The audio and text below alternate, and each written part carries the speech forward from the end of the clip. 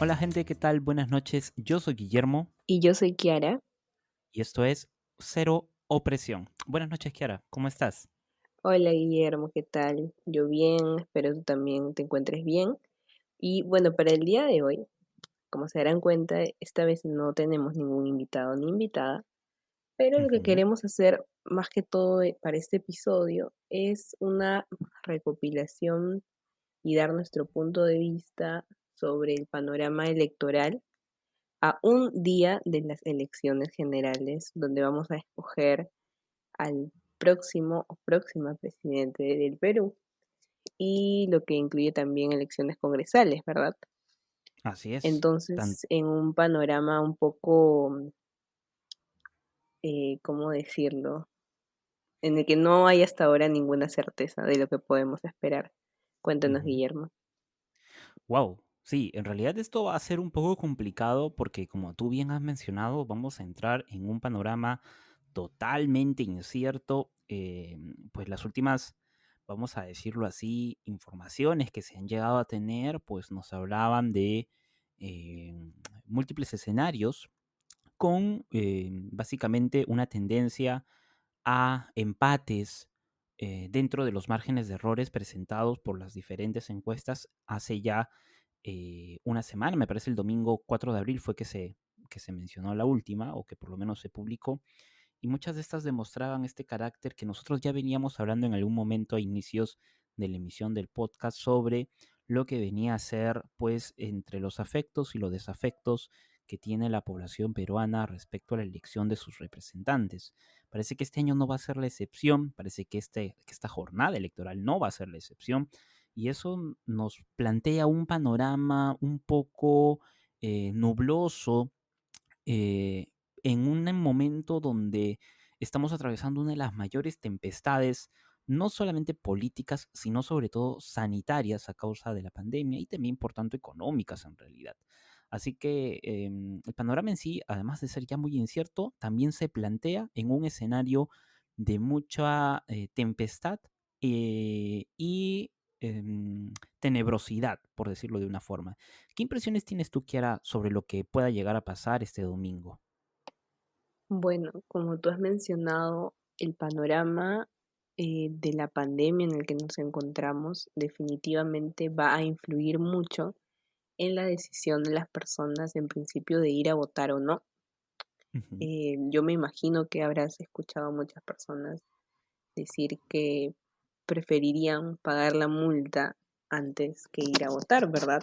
Por el mm, riesgo que esto supone, ¿no? exacto. Incluso algunas medidas que ha sugerido la OMP probablemente no sean suficientes, ¿verdad? Mm, Porque, bueno, no, eh, yo imagino que deben haber casos donde las personas no estén cerca a sus centros de votación, por lo mismo que han habido modificaciones para reducir el aforo. Entonces, esto hasta cierto punto puede generar un poco de desorden, ¿no? Si de por sí en una situación, digámoslo, normal, sin COVID, ya en las elecciones hay cierto caos por el tema de las instalaciones de las mesas, que siempre suele haber tardanzas. Yo imagino que esta no será la excepción y puede ser que las situaciones sean un poco más graves, ¿no? De solucionar más que todo ahora, ¿no? Con el tema del distanciamiento y todo eso. sí, y sobre todo porque en realidad, como tú bien mencionas, estamos en un momento un poco crítico. Ya la variante brasileña, la P1, si no me equivoco, está extendida a lo largo del territorio. Hay algunos departamentos que han sido los más afectados. Se registra el caso de Ayacucho, se registra el caso de Piura, por ejemplo. Y bueno, en las medidas de prevención que quizá podríamos compartir respecto a lo que será la jornada es que por favor usen la doble mascarilla, esto es un dato muy importante, además del protector facial y bueno, carguen siempre su pequeña botellita de alcohol, ¿no? Por si acaso, y lleven su lapicero al momento de votar. La OMP ha tratado, creo yo, de hacer lo mejor posible. Yo no sé si tú te acuerdas, Kiara, pero hasta en algún momento se planteó la idea de que los miembros de mesa estén vacunados para justamente esta jornada. Sin embargo, ha sido algo que, como bien mencionaba en su momento el jefe de la OMPE, se trataba de algo que la OMPE no había prometido. La OMPE solo se había comprometido con el pago de los 120 soles para los miembros de mesa, pero nunca se llegó a comprometer en realidad con el tema de las vacunas. Eso fue algo que salió de los órganos de gobierno, si no mal estoy equivocado, del Ministerio de Salud en su momento, pero cuya gestión no se ha podido generar y para la segunda vuelta me parece que también será un poco complicado. Entonces, con un escenario ya tan eh, dificultoso por el tema del aumento de contagios, pues esperamos de que en realidad la jornada electoral se pueda desarrollar dentro del marco no solamente de las posibilidades que tenemos, sino también en el marco de la seguridad sanitaria que ésta requiere, ¿no? Por nosotros, por ellos, por todos, ¿no? Pero entremos ahora al tema ya como que de fondo. La parte logística de la OMPE, si bien es cierto, ha ido al caballazo porque se ha empujado tal y como se ha podido. Los grandes actores de este domingo 11 van a ser sin lugar a dudas los candidatos y candidatas que están ostentando la presidencia de la República. Como bien habíamos mencionado al inicio, pues se han plasmado algunos múltiples empates y algunos escenarios alternativos al mismo estilo de los multiversos de Malver. Entonces, em, ¿qué observaciones podemos tener nosotros respecto a estas candidaturas presidenciales? ¿Vemos ya perfiles que se acercan a la presidencia de la República? ¿Creemos que es muy prematuro pensar en en algunos posibles nombres que ocupen el lugar en segunda vuelta? ¿Tú qué crees, Kiara? ¿Es posible ya ir pensando en esto, dilucidarlo? ¿Aún es muy dificultoso? ¿La neblina sigue siendo muy espesa? ¿Cómo lo ves? Bueno, yo creo que la campaña se hace hasta el último minuto que se pueda, ¿no? Desde el punto de vista de los candidatos. Entonces, más ahora en el que uno ve la información que hemos obtenido en estos últimos meses, eh, que no hay ninguna certeza, como ya hemos mencionado, es complicado, ¿no? Decir, bueno, tal va a pasar a segunda vuelta junto a tal. Como has mencionado también, eh, podemos pensar en varios escenarios. Sin embargo, las preferencias también han ido muy cambiantes, ¿no? Y eh, también el tema está en cómo los candidatos y las candidatas han ido reformulando sus campañas en el transcurso de los meses, ¿no?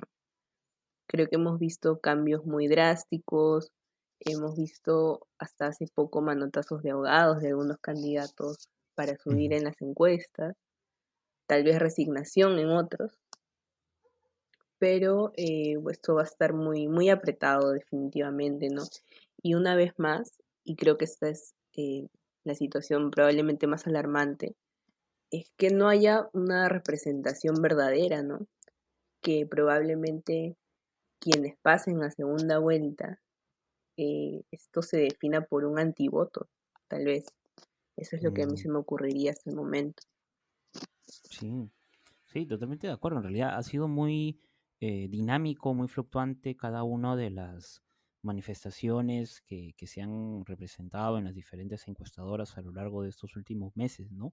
Y sobre todo por la alta, vamos a decirlo así, la cuestión del antivoto, ¿no? Esta cuestión de los rechazos frente a algunas candidaturas, o lo que en algún momento me parece fue, no sé si fue exactamente, pero creo que lo leí en algún libro, esta cuestión de las identidades negativas, ¿no? En el Perú, o sea, más fuerte que las identidades positivas respecto a un candidato, lo son las identidades negativas, ¿no? Es mucho más fácil registrar antivotos como el antifujimorismo, como lo fue en su momento el antiaprismo, que registrar votos pro APRA o pro Fujimorismo en sí, ¿no? Esto sea como sea va a tener una gran repercusión en algún momento, entiendo yo, de la contienda y quizá eso es lo que se está viendo o avisorando de alguna forma, ¿no? De hecho, yo no sé si tú recuerdas, pero la experiencia del 2020 nos llegó a demostrar que en las semanas finales y en un clima de descontento y de desafecciones casi generalizadas, los porcentajes empezaron a moverse de una forma muy tendenciosa respecto a semanas anteriores a los comicios del 2020 del Congreso.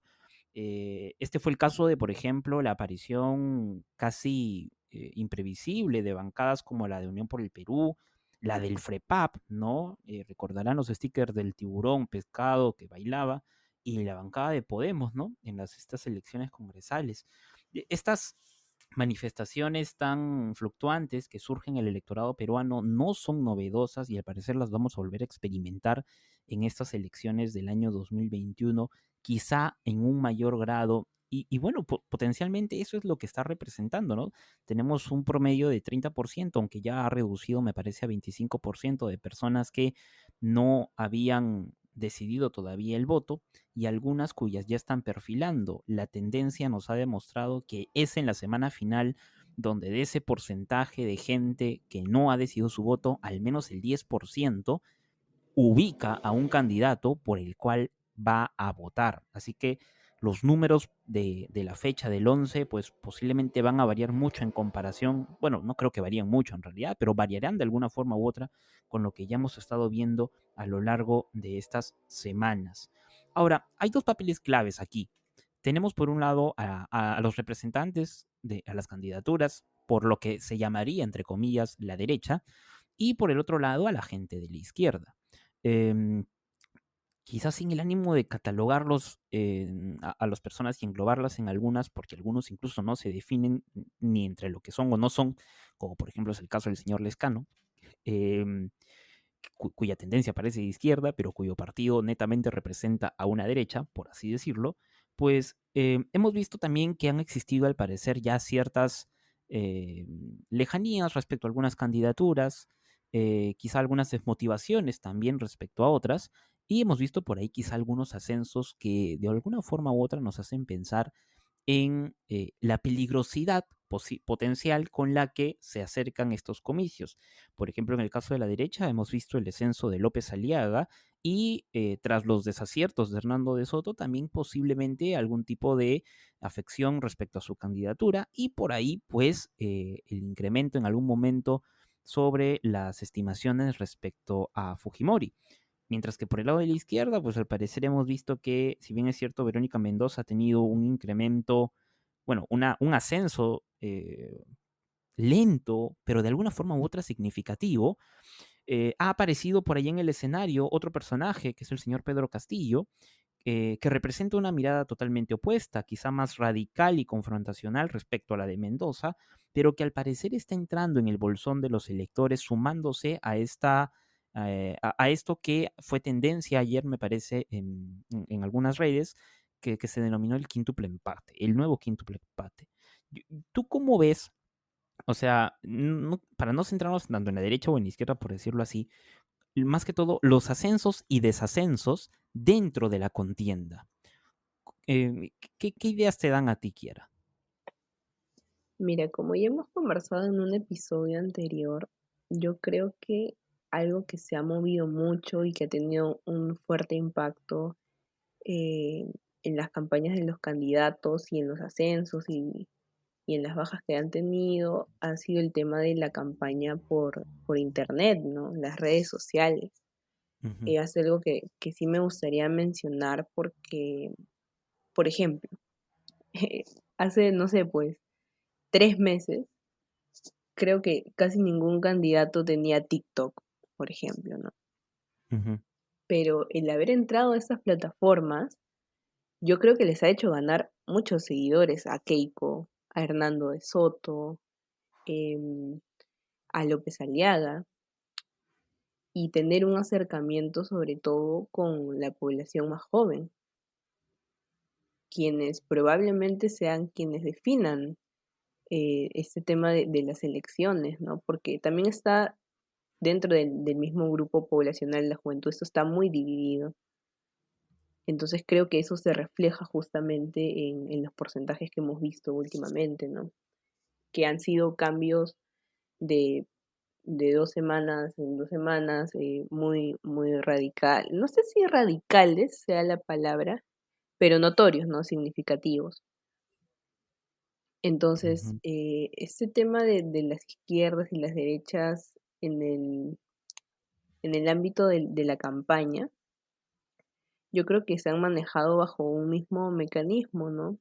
De las redes sociales, y sin embargo el tema de la desafección, lo que también se ha visto reflejado de manera significativa, también tiene un poco que ver con el hecho de que en estos últimos años del gobierno hemos podido ver qué tanto peso ha tenido el Congreso sobre las decisiones del Ejecutivo, ¿no? O sea, qué tanta importancia y cuál es la magnitud de poder que maneja el Congreso, ¿no? Entonces, la gente se ha empezado a preguntar también, bueno, ¿de qué me sirve a mí escoger un presidente que no va a tener mayoría en el Congreso y no va a poder hacer nada, ¿no? Esa es la percepción de muchos y muchas, ¿no?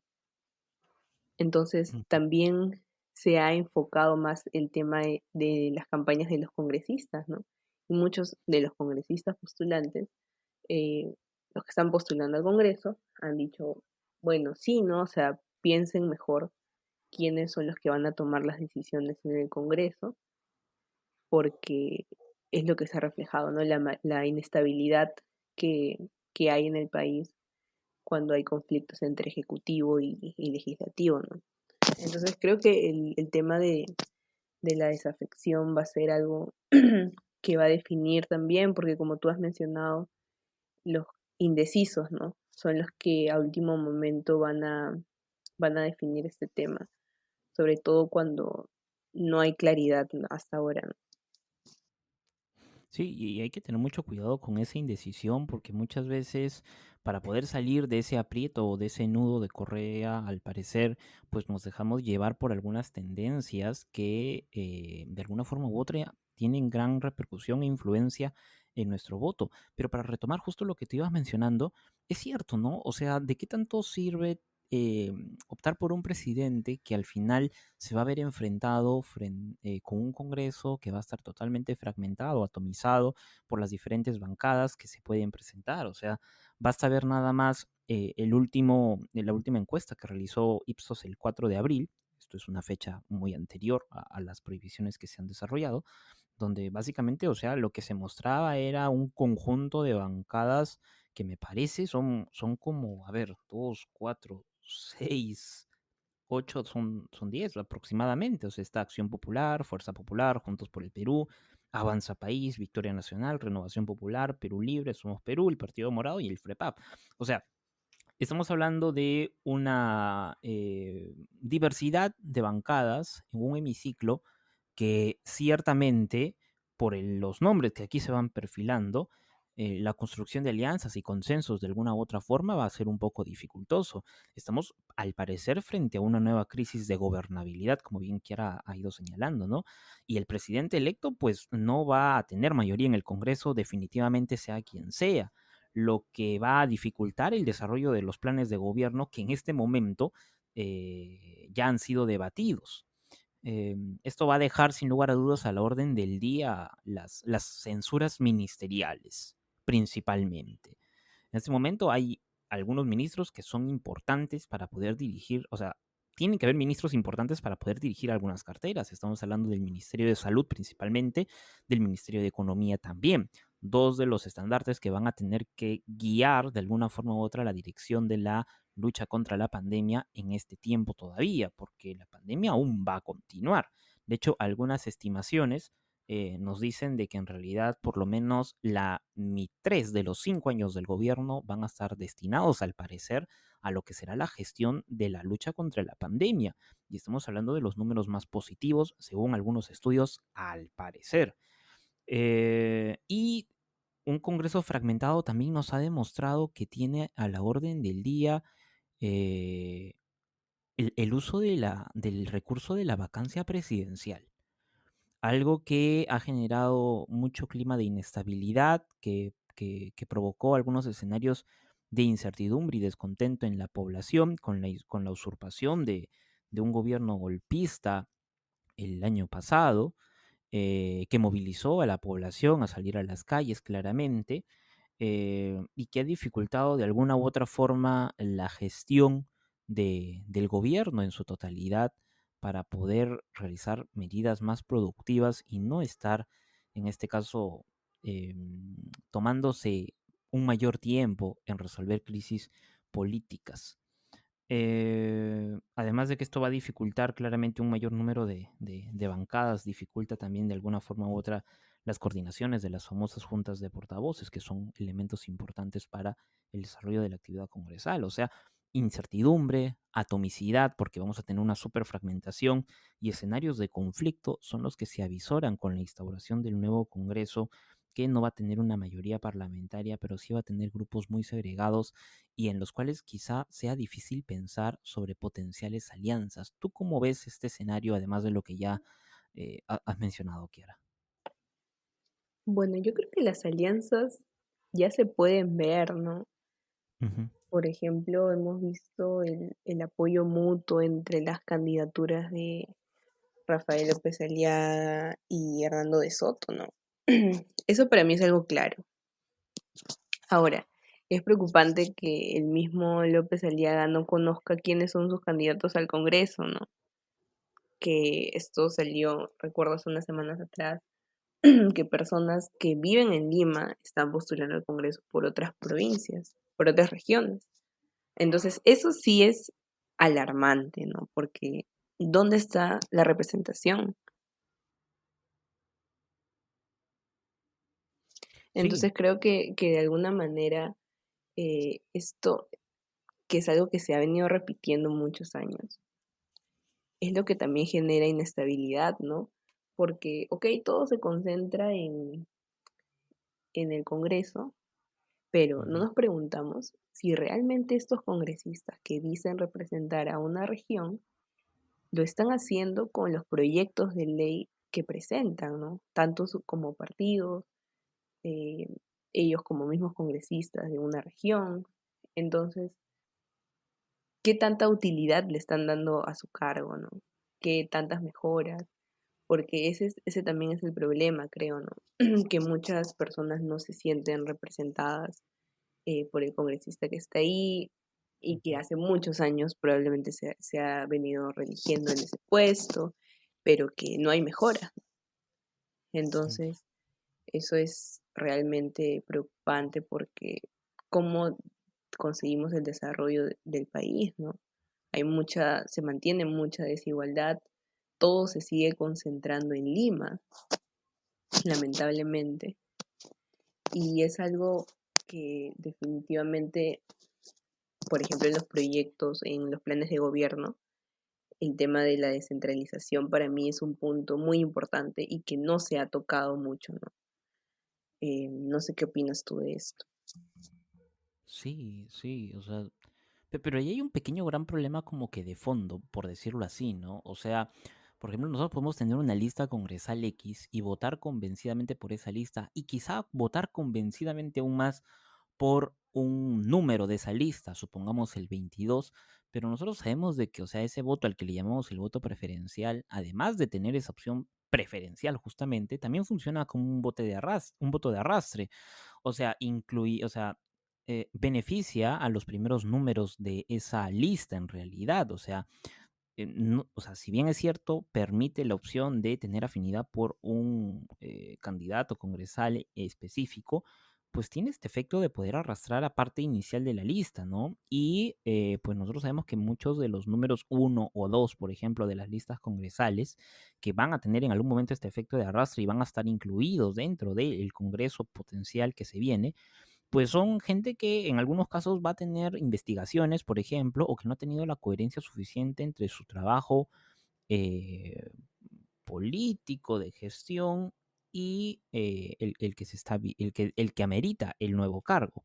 Entonces, em, ahí hay un pequeño problema de fondo, ¿no? O sea, podemos votar por alguien que sí puede cumplir con todos nuestros rigores, pero si esa lista tiene en el uno o en el 2 a alguien que no, o sea, que es corrupto, que no cumple lo que yo creo, lo que yo pienso, pues quizá lo mejor sea no votar por esa lista, creo yo, ¿no? Me parece que el número que se reveló hace algunos días es que del total de candidatos al Congreso que se está teniendo, al menos 134 o 130 por lo menos tienen investigaciones por algún tipo de delito. Entonces ese número tan grande o sea, no voy a decir que sorprende, pero sí amerita que nos hagamos ese ejercicio de saber en realidad por quién estamos votando, si es un candidato en sí, y también a qué lista está perteneciendo y a quién va a beneficiar que votemos por él en realidad dentro de esa lista en sí, ¿no? ¿Qué piensas tú, Kiera? Claro, o sea, el tema es que, digamos, así como lo planteas, se trata de saber informarse, ¿no? Y eso es algo que muchas personas probablemente no hacen por desinterés, por falta de tiempo y porque la política es en lo último en lo que piensan, ¿no? Y esto afecta, o sea, el reflejo de todo esto, sea la razón por la cual no nos interesamos y no nos involucramos en la política, en informarnos mejor, o sea, de qué manera cada decisión que tomamos va a influir y tener una consecuencia mayor a futuro, es justamente esto de, o sea, no importa la razón, ¿no? El tema es que va a tener una consecuencia, ya sea positiva o negativa, en el desarrollo del gobierno en adelante. Pero bueno, o sea, vuelvo al tema este de la desafección, ¿no? O sea, ¿cómo cambiar? Yo siempre he conversado contigo, también con Junior, sobre cómo cambiar este tema de que la gente vuelva a interesarse en la política, vuelva a involucrarse, cuando ya todos estamos hartos, decepcionados. eh, Llega alguien en que, bueno, parece que sí podemos confiar en las decisiones que toma, porque parece que se está alejando de la cúpula de la corrupción en el país, pero no, simplemente generó su mafia por otro lado, ¿no? O sea, y es más de lo mismo, ¿no? Ujú. Entonces, creo que son muchas las razones por las cuales la gente no se llega a informar bien, ¿no? Pero todos terminamos afectados al final, ¿no? El voto en el Perú se ha vuelto un voto por hartazgo, es decir, porque ya estamos hartos, entre comillas, o sea, no hartos en el sentido de queremos cambiar las cosas, sino en un sentido de ya, bueno, esto continuará, así que listo, simplemente lo hago. O sea, ¿se ha vuelto en ese Claro, tipo de voto el voto peruano? claro, porque, o sea, hay que partir de que es obligatorio, ¿no? O sea, la gente Ujú, está obligada a votar. No es que tú tengas una convicción de que tienes que votar porque tu voto sirve para tal, para tal, para tal cosa. No. ujú, Es un tema de que tienes que votar porque si no tienes que pagar una multa. Pero ahora a eso se le ha sumado el tema de que te estás arriesgando a contagiarte en un centro de votación. Entonces probablemente eso vaya a pesar más que pagar una multa, ¿no? Porque yo también he leído, he escuchado personas que dicen, bueno, la multa me puede costar, no sé, para los miembros de mesa creo que es un poco más de 200 soles, eh, pero ¿cuánto me va a costar una cama UCI? ¿Cuánto me va a costar conseguir un balón de oxígeno más adelante? ¿Qué prefieres? O sea, si pones eso en una balanza, ¿qué es lo que prefieres, no? Pagar tu multa, obviamente, ¿no? Con mucho esfuerzo podrás conseguir la plata más adelante para pagar la multa, pero tú y tu familia están a salvo. O sea, por qué vas a arriesgar tu vida para votar por alguien que vas a poner en el poder y que lo más probable es que más adelante te decepcione, como ha pasado siempre, ¿no? Y ese es el problema, o sea, que no hay una solución visible, ¿no? O sea, no pensamos en qué es lo que podría solucionar todo este caos. Y por eso es el tema que se mantiene, el desinterés, la desafección, como que votar porque ya, en fin, me están obligando a pagar una multa, ¿no? Yo creo que se ha convertido en eso, ¿no? mm. Sí, se ha convertido quizá el voto en el mayor drama de cada 5 años, ¿no? O sea, y una suerte de drama donde al parecer terminamos llorando durante ese periodo de 5 años. Un hecho muy, no curioso, pero sí de alguna forma u otra significativo dentro de la política peruana, ¿no? Em, el campo de los afectos, de los desafectos, de las identidades positivas, negativas respecto a algunos candidatos, candidatas, no solo presidenciales, sino también congresales, pues, e incluso los que están en este momento en el poder, pues notoriamente va a influir en la decisión que tomemos este 11 de abril. O sea, también hay que recordar que no solamente es la cuestión de si nos vemos representado en alguien o no, si es más de lo mismo o no, sino que también quienes están ocupando los espacios de poder en este momento contribuyen a reforzar esa imagen, ¿no? O sea, nada más hace muy poco tiempo, muy pocas semanas, muy pocos meses, estalló el escándalo del Vacunagate, con la usurpación de lo que venían a ser vacunas de un ensayo clínico donde se encontró al parecer incluido el expresidente Vizcarra, la ministra de Salud y me parece que la ministra de Relaciones Exteriores y otros funcionarios más de diversos sectores. Y a esto se le suma también que, por ejemplo, hace algunos días el Contralor General de la República ha mencionado que en estas auditorías que se han desarrollado en el marco de el proceso de inoculación de la vacuna Pfizer, pues se han percatado de que también existen algunos números que no cuadran.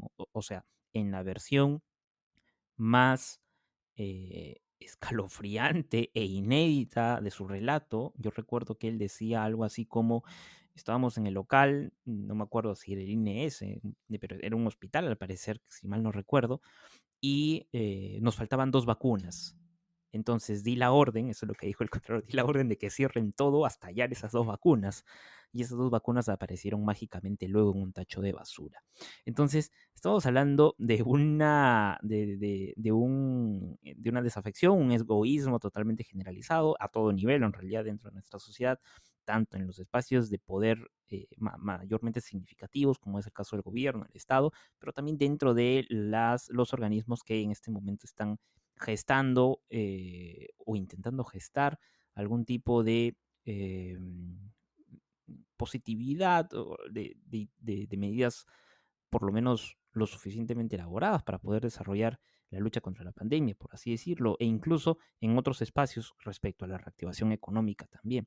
Entonces, frente a un clima tan convulsionado, tan inexacto, tan incierto, tan egoísta, tan despreocupado, por qué no decirlo también, la cuestión del voto se hace un verdadero drama que va a terminar con quizá un triste final, posiblemente, o que puede dar un giro de 360 grados y mostrarnos quizá una cara de la moneda totalmente distinta a la que quizá estamos acostumbrados a ver. Claramente no es una apuesta porque se trata del destino del Perú, pero es una potencial tendencia que quizá se pueda dar en estos días. Para poder ya ir entrando a la parte final, Kiara, hemos visto los cierres de campaña. No sé si los has visto tú. ¿Los has chequeado? Sí, he podido ver un par. El Y, ujú, de César Acuña, de Julio ya. Guzmán.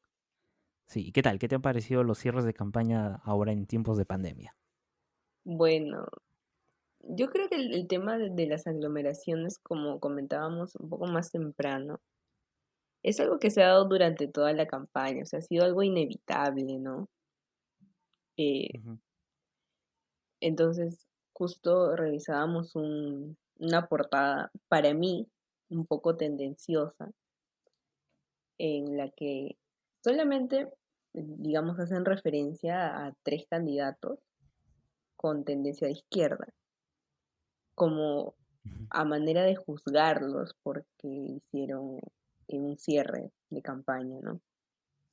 Y que bueno, convocaron cierta cantidad de personas, lo cual generó aglomeraciones, etcétera, ¿no? Sin embargo, otros candidatos optaron por hacerlo totalmente virtual, como fue el caso de Acuña, por ejemplo, el cual convocó muchas personas, déjame decirte. Pero que, o sea, ujú. eso no necesariamente se va a reflejar en votos, ¿no? Así es. Este es un cierre de campaña más y ya, pero este tema de las aglomeraciones sí ya ha sido preocupante, de hecho. Pero todo, o sea, todos los partidos en algún momento han necesitado de esto, ¿no? Porque, o sea, ya está bien, tienes la herramienta ahora de las redes sociales para acercarte a la gente, pero esto no es suficiente porque no todos tienen acceso o no todos la usan Ujú, en la misma medida, ¿no? Entonces, los candidatos, las candidatas son conscientes también de esto, ¿no? De que si no hay un acercamiento real, digamos así, no generas un vínculo, no generas un reconocimiento desde Mm, las personas.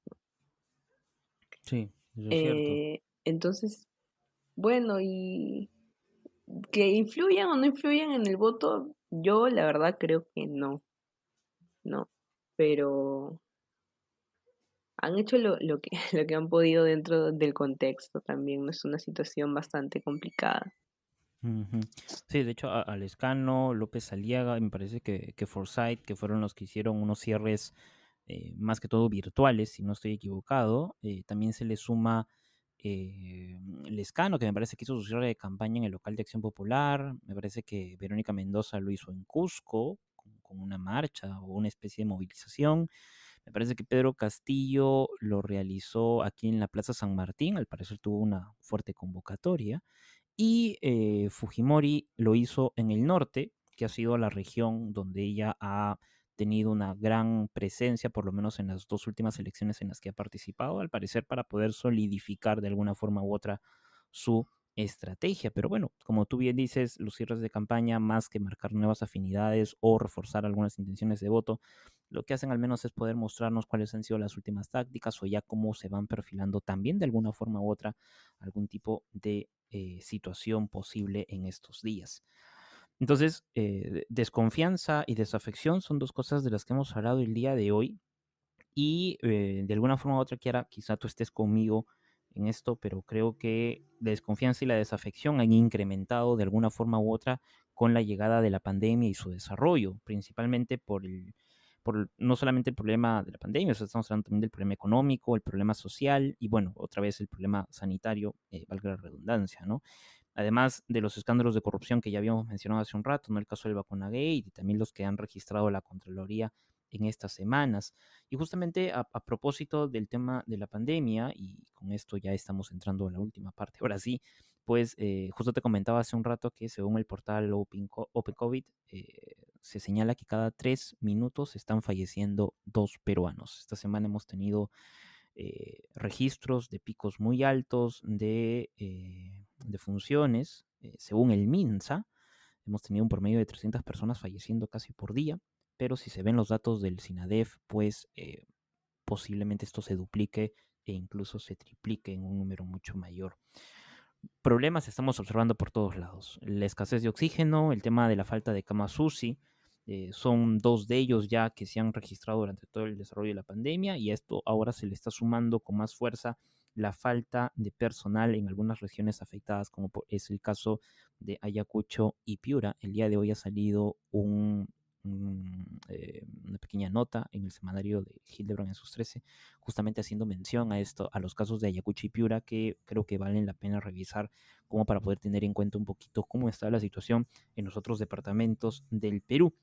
Además de que hasta la fecha, pues solamente se ha vacunado al 2% de la población con las dos dosis de tanto de Pfizer como de Sinopharm. Es un promedio de 604.473 ciudadanos peruanos, un ritmo de vacunación muy lento que seguramente el nuevo gobierno de turno tendrá que acelerar de alguna u otra forma. Kiara, ¿algunas impresiones finales para poder ir terminando ya este pequeño episodio? Sí, bueno, el panorama, como hemos visto, está bastante complicado. Parece que esta situación de la pandemia no tiene cuándo acabar. Eh, Parece que las cosas se van complicando cada vez más, ¿no? No hay un punto en el que podamos decir, bueno, estamos mejorando, a pesar de que ya hay vacunas, pero como has mencionado, la vacunación es muy Ujú. lenta en comparación de otros países. Así es. Y las medidas que la acompañan no son las mejores, ¿no? Mm. Por eso vemos que los contagios continúan. Pero bueno, esperemos que estas elecciones no generen más inestabilidad, más preocupación en las personas, más desconfianza.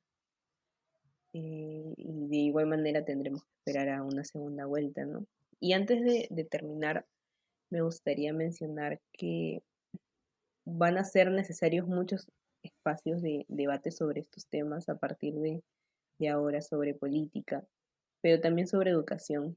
Y me gustaría recomendarles la página de unas compañeras que se llama La Mala Educación. En esta página buscan generar espacios de discusión sobre la realidad educativa del país, incentivando desde las ciencias sociales a reflexionar sobre los avances y retrocesos dentro del campo educativo. Entonces, si quieren informarse un poco más ya a un día de las elecciones sobre qué ofrece cada partido en el ámbito educativo, han realizado unos resúmenes de cada uno de los partidos y pueden revisarlo en su página de Facebook como La Mala Educación.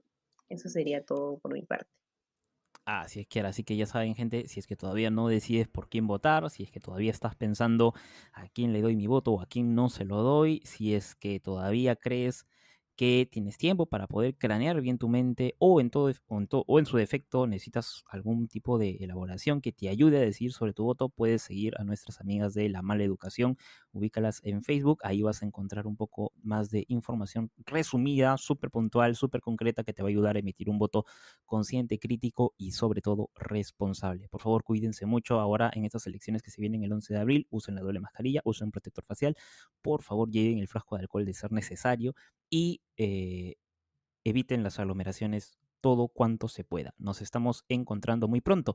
Y solo para finalizar, comentarles que este día domingo, 11 de abril, a las 7:30 de la noche, vamos a tener una transmisión en vivo por YouTube donde vamos a hacer nuestro After Flash, ¿sí? Este After Flash va a ser básicamente un espacio de encuentro. Vamos a estar tanto Kiara como yo y vamos a traer a dos invitados especiales que nos van a acompañar en esta pequeña sobremesa luego de conocer el flash elaborado por algunas encuestas que se van a transmitir ese mismo día. Así que si quieres pasar un buen rato entre una conversación de amigos y algunos comentarios respecto a lo que sucede después del flash, pues ya sabes, este domingo a las 7:30, After Flash por la cuenta de YouTube de Cero Opresión. Así que gente, nada, muchas gracias por seguirnos. A todas las personas que nos siguen en las cuentas de Instagram, también muy chéveres. En realidad, cada día vemos que llega un nuevo seguidor más y eso es más que positivo para nosotros. Gracias, Kiara, por estar conmigo esta noche. Y nada, nos encontramos hasta una siguiente oportunidad. Esto ha sido Cero Opresión.